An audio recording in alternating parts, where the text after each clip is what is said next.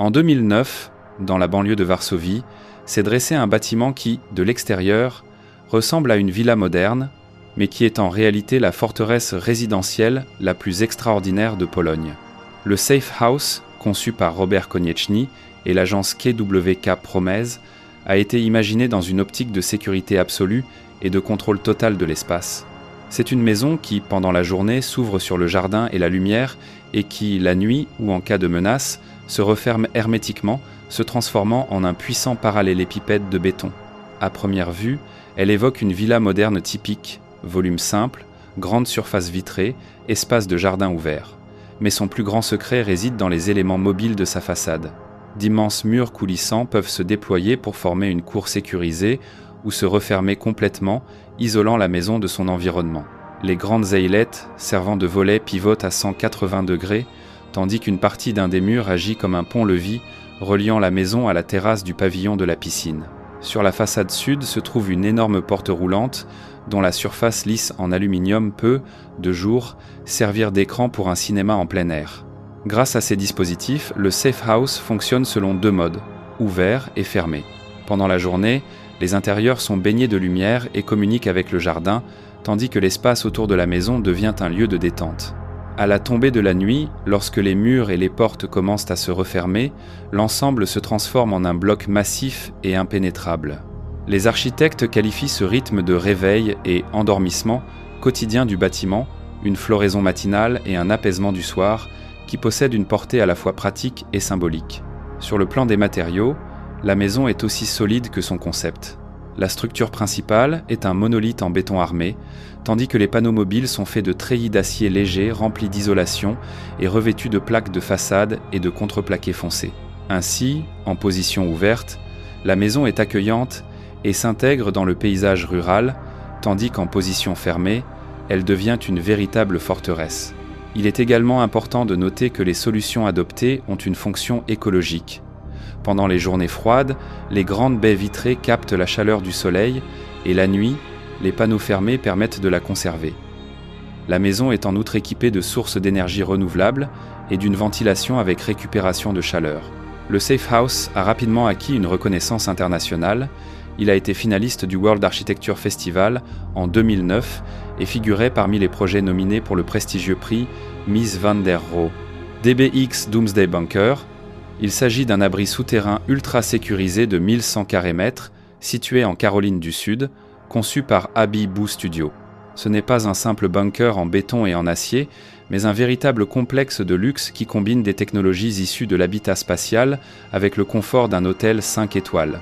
Il a été créé pour permettre de survivre dans des conditions d'isolement total, qu'il s'agisse d'une guerre, d'une catastrophe climatique, d'une pandémie ou même d'une attaque de zombies. L'ensemble a été conçu pour que 2 familles, jusqu'à 10 personnes, puissent y vivre pendant des mois, voire des années, sans aucun contact avec le monde extérieur. L'entrée du bunker est dissimulée dans le flanc d'une colline et mène à une porte renforcée de niveau militaire. Derrière se trouve un niveau intermédiaire avec un garage pour 2 voitures et un atelier, puis une zone spéciale de décontamination comprenant une chambre d'air, une douche désinfectante et une stérilisation par l'eau. Ce n'est qu'après ce rituel de purification que l'on accède à la partie résidentielle totalement isolée des menaces chimiques, biologiques ou radioactives. Le cœur du complexe est un impressionnant jardin hydroponique où, sous une lumière LED violette, poussent des légumes et des herbes fraîches. Ce n'est pas seulement une source de nourriture, mais aussi un espace vert thérapeutique et apaisant. Autour du jardin s'organise la vie quotidienne des habitants, cuisine, salle à manger, espaces de loisirs et zones de repos. Les réserves de nourriture fraîche sont complétées par des chambres froides, des coffres à graines et un immense entrepôt de nourriture lyophilisée, suffisant pour une très longue période. Les systèmes de survie du DBX pourraient fonctionner même sur Mars. L'air passe à travers des filtres NBC et ULPA, éliminant virus, bactéries et poussières radioactives. L'énergie est fournie par un générateur soutenu par un système géothermique et des accumulateurs de biomasse, l'ensemble étant stocké dans 30 puissantes batteries au lithium. L'eau est puisée dans des sources souterraines, filtrée et purifiée par rayons UV, tandis qu'une réserve d'eau potable congelée assure la sécurité en cas de panne. Le chauffage et la climatisation reposent également sur l'énergie géothermique, rendant le complexe presque entièrement autonome, Ce qui distingue le DBX, c'est l'attention portée au confort. 5 chambres privées rappellent des suites d'hôtels de luxe, chacune avec salle de bain en marbre et douche à fonction sauna. On y trouve également une salle de cinéma, une salle de jeu, une salle de sport ultramoderne et même une piscine intérieure de 10 mètres de long. Il y a aussi un cabinet médical prêt pour les urgences et un stand de tir pour s'exercer aux compétences défensives. Chaque détail a été pensé pour que les résidents puissent non seulement survivre, mais aussi préserver leur santé, leur forme physique et leur équilibre mental. Toute la structure a été renforcée pour résister aux secousses sismiques et aux explosions, et les matériaux et solutions techniques employés, de l'acier inoxydable aux joints spéciaux et poutres inversées résistantes aux déflagrations, font du DBX l'une des résidences les plus sûres au monde. Inspirés par les projets d'habitats spatiaux, ils partagent avec eux une même philosophie. Rien n'y est laissé au hasard. Chaque élément a une double fonction, protéger et améliorer la qualité de vie.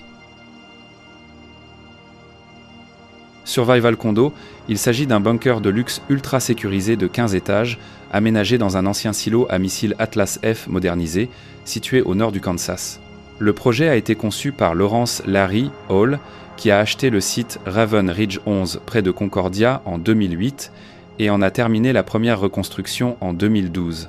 Le silo avait été construit à l'origine par l'armée américaine pour résister à une frappe nucléaire. Il descend à environ 60 mètres de profondeur et sert aujourd'hui de communauté verticale et autosuffisante, combinant infrastructures militaires défensives et mode de vie luxueux. Le cœur défensif de la structure est le silo lui-même. Des portes anti-explosion de plusieurs tonnes, des entrées blindées et des systèmes de filtration d'air NBC contre les menaces nucléaires, biologiques et chimiques, conçus pour un séjour prolongé en isolement. Sur place se trouvent des sources d'énergie redondantes, générateurs diesel et installations renouvelables, une station de traitement d'eau par osmose inverse, d'immenses réservoirs d'une capacité de plus de 280 000 litres, ainsi que des zones de décontamination et un centre de communication et de sécurité. L'ensemble a été conçu pour fonctionner entièrement hors réseau et pour assurer des systèmes de sécurité multicouches pour l'air, l'eau, l'énergie et les données. À l'intérieur du bunker règne un luxe surprenant. Les propriétaires vivent dans des appartements dotés de fenêtres simulées et ont accès à des espaces communs, piscine d'eau salée, couverte avec cascade, spa et salle de sport, cinéma, bar et salon, bibliothèque et salle de classe, salle de jeu, parc pour chiens, mur d'escalade et même une petite cellule. Tous ces éléments sont destinés à maintenir le moral lorsque le monde de la surface sombre dans le chaos. 2 étages sont consacrés à une ferme hydroponique et à un système d'aquaponie, élevage de tilapias, soutenu par des réserves alimentaires à long terme et une épicerie. Le complexe comprend également un petit centre médical avec salle de soins, un atelier, une cage d'ascenseur et des escaliers, un stand de tir et des armureries. Les appartements étaient vendus sous forme de demi, étages ou d'étages complets. Selon les rapports, les prix commençaient à environ 5 millions de dollars pour un demi, étage et à partir de 3 millions pour un étage complet. Les propriétaires paient également des frais d'exploitation mensuels, car le site est entretenu par un personnel permanent. La première phase du projet comprenait environ 12 appartements privés, pouvant accueillir environ 75 personnes, pour un coût total de reconstruction estimé à 20 millions de dollars. Vivo X-Point, c'est une ancienne base militaire des États-Unis, aujourd'hui considérée comme la plus grande colonie privée de survie au monde, préparée à toute catastrophe possible. Le complexe comprend 575 bunkers en béton et en acier, répartis sur une superficie d'environ 18 000 carrés de prairies, près de la ville d'Edgemont, dans le Dakota du Sud, dans la région des Black Hills. Il fut créé en 1942 sous le nom de Black Hills Ordnance Depot, également connu sous celui de Fort Igloo. Pendant un quart de siècle, il servit à stocker des munitions et des armes chimiques jusqu'à sa fermeture en 1967. Aujourd'hui encore, on peut voir le réseau des puissants abris ainsi que les traces de la ville abandonnée où vivaient autrefois les employés. Le X-Point moderne réutilise cette infrastructure à de nouvelles fins. Les anciens igloos militaires sont désormais loués ou vendus à des particuliers qui les adaptent en abri ou en résidence à l'année. Chaque bunker mesure environ 8 mètres de large, 24 mètres de long et près de 4 mètres de haut, soit une surface d'environ 200 mètres carrés. Les épais murs en béton armé et les remblais de terre rendent les structures résistantes aux explosions et capables de supporter une pression de plusieurs centaines de tonnes. Ils sont espacés de plus de 100 mètres les uns des autres afin d'éviter une réaction en chaîne en cas d'explosion. Les intérieurs sont vendus à l'état brut, avec les portes anti-explosion et les systèmes de ventilation d'origine, et les propriétaires choisissent eux-mêmes leur aménagement. Certains les aménagent de manière minimaliste, tandis que d'autres créent de véritables appartements avec cuisine, salle de bain, garde-manger et espaces de loisirs. Les abris sont équipés de systèmes de filtration d'air, de sorties de secours et de sources d'énergie indépendantes. Générateurs, batteries, panneaux solaires ou éoliennes. L'eau provient de puits profonds et la communication est assurée principalement par Starlink. Grâce à la masse de terre, la température intérieure reste toute l'année autour de 13 degrés Celsius, ce qui facilite le chauffage et le stockage des provisions. Le X-Point est situé à plus de 1100 mètres au-dessus du niveau de la mer, loin des grandes villes et des cibles potentielles d'attaque nucléaire. Rapid City se trouve à environ 140 km et la base militaire la plus proche, Ellsworth Air Force Base, à plus de 160 km. L'emplacement, selon les propriétaires, garantit la sécurité, absence de risque d'inondation, éloignement des côtes et des zones de trouble et un vaste territoire avec un seul accès routier, ce qui facilite le contrôle des entrées. Les coûts de participation au projet varient.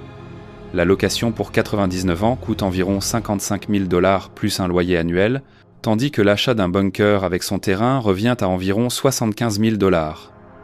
Une expansion progressive des infrastructures communes est prévue, notamment un restaurant, un magasin, un cinéma, une salle de sport et des jardins hydroponiques qui seront construits au fur et à mesure de l'augmentation du nombre de résidents. Fort Isle Sound, c'est le plus petit des deux forts maritimes situés dans l'estuaire de la rivière Humber, plus largement connu sous le nom de Isle Sound Fort. Il s'élève sur une massive base hexagonale en béton, placée sur la ligne de marée basse entre Cleethorpes et Humberstone, sur la côte du Lincolnshire. Il ressemble à une île solitaire, une forteresse artificielle émergeant de l'eau, qui, pendant les guerres mondiales, remplissait encore une fonction stratégique de défense et qui, aujourd'hui, impressionne par sa silhouette monumentale et quelque peu menaçante, une silhouette qui semble tout droit sortie d'un scénario d'apocalypse zombie. Le projet du fort fut conçu en 1914 et sa construction commença l'année suivante. L'ouvrage ne fut achevé qu'en 1918, après la fin de la Première Guerre mondiale, mais sa structure impressionna dès le départ par son ampleur et sa fonctionnalité. Le fort fut construit en béton armé et en briques, et l'ensemble fut recouvert d'acier riveté, ce qui lui conférait à la fois une grande résistance aux tirs et une allure redoutable. Il comportait plusieurs niveaux, dont un dépôt de munitions souterrain situé en dessous du niveau de la mer. S'y ajoutait un balcon juste au-dessus de l'eau, une passerelle en acier et en bois permettant le débarquement et le ravitaillement, ainsi qu'une tour d'observation centrale à 2 étages, d'où l'on pouvait surveiller l'horizon en continu. Le fort Isle Sound fonctionnait toujours en tandem avec son voisin plus grand, le Bull Sound Fort. Ensemble, ils formaient une barrière défensive à l'entrée du Humber, et entre eux s'étendait un filet d'acier anti-sous-marin destiné à empêcher les navires ennemis de pénétrer plus profondément dans l'estuaire. L'armement se composait de 2 canons de 6 pouces et de plus petites pièces à tir rapide, qui, combinées à la structure blindée, donnaient à l'équipage une impression presque totale de contrôle sur la zone maritime. Pendant la Seconde Guerre mondiale, le fort fut de nouveau occupé et modernisé. Il fut alors la cible de nombreuses attaques de l'aviation allemande, qui le bombarda régulièrement, mais sa structure solide lui permit de résister sans dommages graves. L'architecture du fort avait dès le début été conçue dans un souci de fonctionnalité et de sécurité. Les murs extérieurs étaient munis de paires de volets fermés par des persiennes blindées, les superstructures et tourelles avancées formaient des points de tir, et sur le toit se trouvait un poste d'observation, des conduits d'aération et des mâts avec antennes radio. Construit pour permettre un séjour prolongé de la garnison, il constituait en pratique un abri autonome, isolé, mais assez proche de la terre pour être ravitaillé. Le fort resta occupé pendant toute la Première et la Seconde Guerre mondiale.